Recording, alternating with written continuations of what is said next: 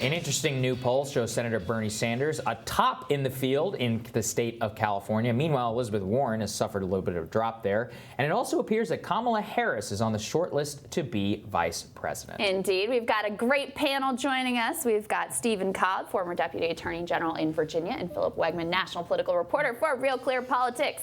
All right, California, new poll. This is LA Times, UC Berkeley. We've got Senator Sanders on top, 24%. That's +5 since September, consistent with other polls that have shown him improving his position as well. Warren down 7, 22%. That's also, frankly, consistent with the drops that we've seen. This is interesting, though. Biden down 6, Buttigieg up 6. And, you know, Philip, California is incredibly significant this time around. We've been talking about it a lot here because it's Super Tuesday state, obviously massive amount of delegates. And now this is the one state where Kamala Harris does actually have some supporters to give. In this particular poll, 7% were backing her. So that's not an insignificant amount that could go to someone. And like we were talking in the break, mail-in ballots go out in the mail in California the day that people in Iowa start voting. Right. So it's very significant right out of the gate. So you got to be organized there now, basically. And that's what we're finding out that the Bernie Sanders campaign is. Earlier in the year, they had a conference call with reporters, and they said, we're going to be competitive everywhere, because in 2016, they had this run and gun strategy where they would hop from one state to another, and it didn't pay them dividends. But, you know, that wasn't their fault. They were sort of an insurgent Didn't have the campaign. money. He was like, This year, they've laid the infrastructure, and they made California a priority earlier on. With Harris out of the race, this is an opportunity for Sanders to, you know, sprint forward. If he is able to get a significant lead in California, that could provide a very big momentum. I do think he'll be fine. What I would say from this poll, though, is that with Harris dropping out, that 7%, unlike in the national perspective, she actually has quite a bit of black support in the state of California, the Oakland, and we remember the 20,000 person rally. So, I mean, a lot of that black support, you know, the moderate black support, I think that's going to Joe Biden. I think that's right. What do you think? Well, the biggest takeaway from that poll isn't that who's on top or who's in the bottom. It's that you had giant swings, right? +7, -7, +5, -5, +1, -1. It's anyone's game in California.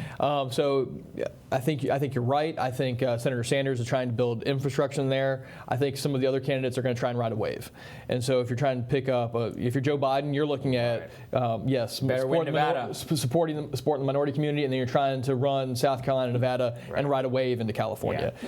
Really expensive media markets, so hard to play there if you're not raising big money. That's right. And so you also need the infrastructure on the ground to break through. Well, Sanders just announced this week that they've staffed up to 100 paid staffers on the ground in California, which I think is 5 times what Elizabeth Warren, which is the next largest sort of build out on the ground there, has. So clearly they've been taking that seriously. And they've also been making an early and concerted and it appears effective outreach strategy to Latino voters who are going to be really key there as well. A lot of polls, and I wouldn't be surprised, we haven't looked down in the crosstabs of this one, but a lot of polls have Senator Sanders leading strongly among that particular demographic. Yeah, and that's a strength for Sanders and a weakness for Pete Buttigieg, who's leading in Iowa and New Hampshire right now. With California, with some of these other states, you could see things switch very quickly. I think that we all focus on Iowa and New Hampshire because they're very early.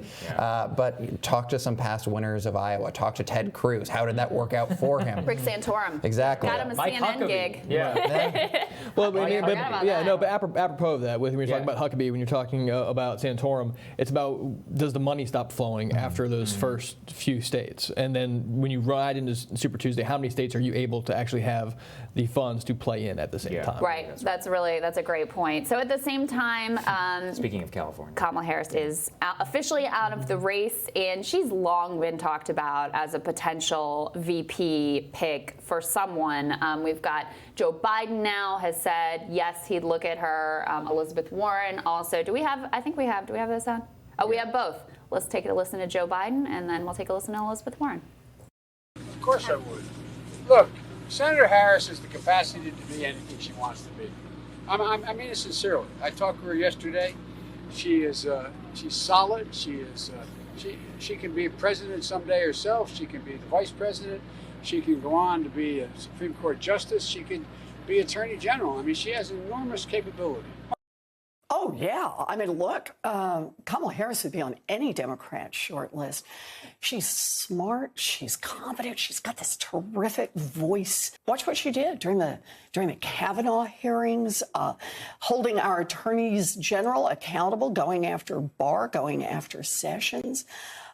Kamala's terrific. And I guarantee we're going to hear a lot more from Kamala in a lot of different ways. Stephen, they're all saying this, but the truth of the matter is she was very much weakened by this process. I mean, she came into this race. We were looking at CNN's definitive power rankings a year ago. She was number one, Beto was number two, which is also hilarious. But I mean, there was a real thought that this was a person who could be presidential material. And yet the more that the spotlight was on her, the more she seemed to fade and not be able to think on her feet, not be able to articulate a clear vision for the country, not really know where she stood on the issues. So I think that this process has very much weakened her. Not only obviously didn't work out for president, she could be facing a primary challenge in California potentially, but I would be very surprised if anyone picked her for VP at this point. Well, it's about how the process can make you also grow as a candidate, whether that's for vice president this time or as Vice President Biden talked about her options going forward in the future. Remember when we look back at some of Bill Clinton's first forays into national politics, he was widely criticized for some of the speeches, but learned from it, grew, and became the impressive candidate He was a lot better. that he was. I'm going to put it on the table and say he was a lot better politician than she was. But I think. But the point is that just because that she did not get the nomination this time does not diminish what she brings to the table as a potential vice presidential candidate or her future. Table, brings anything. What does she bring? That's what's going to bring you to Philip. Look, I mean, you don't need California. You've already got it. It's ain't a popular vote election, right? I mean, California's going Democratic, so what does this person bring to you electorally? That's ultimately what it is. And then ideologically, I mean, it would make no sense for her to run with Elizabeth Warren. They completely differ on like everything. And then, I mean, it might make sense for a Joe Biden, but I mean, if you're looking from it from a purely identity perspective, which I think he is, then you would pick Stacey Abrams to go in Georgia. So very quickly, you're assuming that Senator Harris has very strong ideological beliefs. True. We saw very much that she does not. Yeah. And the enduring lesson from her campaign is going to be that blind aggression is no substitute for policy vision. Correct. She punched Pete Buttigieg. She went to war with Joe Biden. She tried to knife Tulsi Gabbard. All three of those guys And are Elizabeth still Warren in the on race. tech. Yeah, exactly. Yeah, Elizabeth Warren on tech. Oh, I forgot about and that. So, The dumbest moment of our campaign. Will you commit to getting Trump banned from Twitter? So, she showed that she didn't have necessarily the best vision. We didn't know what she was about, but we did see that she was willing to fight. And the question for her in the VP race is, would she be able to sort of glob onto whatever nominee's ideology they had and then just go fight? Because I think that she could absolutely go toe-to-toe with Mike Pence, and that'd be a lot of fun to watch. Well, and in many ways, the candidacies of president and vice president have talked about very different strengths, to your point. And so if you're taking, the former prosecutor, the former state attorney general, and saying, help me build the case, help me go argue, I want you to sit across from Vice President Pence and make the case, maybe she... But nobody watches those debates. I mean, I really think what it comes down to is about the electoral benefit. She doesn't bring any electoral benefit. I don't think she's a very good campaigner, as evidenced throughout this campaign. So, I mean, she doesn't bring any of the things that you would need if you're going to try to put yourself over the map. And we saw Biden and Sarah Palin. I mean, we saw a lot of people watch those debates. Yeah, I mean, that was Sarah Palin. Sarah Palin. Who couldn't watch Who could not watch? there's going to be a lot in the Veep stakes over the next 6-7 months. Sure. And so a lot of that's going to be how that person complements the top of the ticket. Yeah. And so it's way too early really to start speculating about who's going to be the nominee and who their vice presidential candidate's going to be. Sure. It's just, like Sagar said, it's hard for me to see what she really brings. That, what she really uniquely brings. She's not from a swing state. She didn't do particularly well. I mean, she dramatically underperformed. Right. It's not like she exceeded expectations. So, I don't know. Personally, it's hard to see, but sometimes these people make decisions that are really bad and weird, so you never know. But we're in this position where every candidate is happy that they're being asked about the possibility of having a VP. And look, they did the gracious thing. Yeah, after she's just dropped out, they did the gracious thing by talking her up, which I think Would is Tulsi take all her of as a it. VP? Yeah, that's a good one. That's a good question. All right. right, thanks, guys. She would Thank not. you. Appreciate it. Thanks, guys. Tomorrow on Rising, Professor Richard Wolff, he gives us an economic update. And we're also going to discuss the looming House of Representatives impeachment vote with Virginia Congressman Ben Klein. That's his name. Thank you so much for joining us today. Have a wonderful day, and we'll see you back here tomorrow. See you guys tomorrow.